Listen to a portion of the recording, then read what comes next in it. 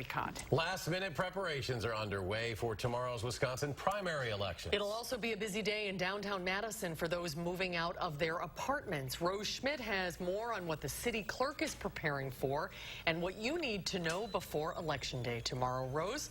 Yeah, the Madison City Clerk's office says it's preparing for a turnout of 60% of the city's registered voters. Normally, voter turnout is a third of that for an August election.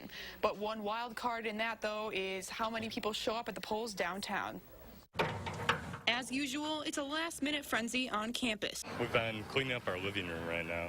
Sidewalks covered, U-Hauls squeezing into tight spaces as students are moving out. And then we're going to slowly Tetris our way into moving everything nice and snug into the trailer. One thing these brothers and other students we've found aren't fitting into their day Tuesday is voting. I just don't pay attention that much. I should. I don't follow politics that much. While they say they don't plan on voting, the city clerk's office is preparing for thousands who are. We had over 12,000 people vote absentee for this election, which is higher than any other August election that we've had in the past. The city clerk says record absentee ballots is the best predictor her office has for how many people will come to the polls on Tuesday. Typically, it's about 20% in an August primary. 20% of registered voters, that is. And if you plan on heading to the polls Tuesday, make sure you're choosing a political party at the top of your ballot and only voting for that party. If you don't choose a party and then you vote in multiple parties on the ballot, nothing on your ballot will count. That's all if you go to the polls in the first place. It might be difficult to get around downtown because it's move-out day. Which might be something to consider if you're already waiting for your new lease to start. We don't get to move in for 2 days, so we got to wait, keep our stuff in the truck.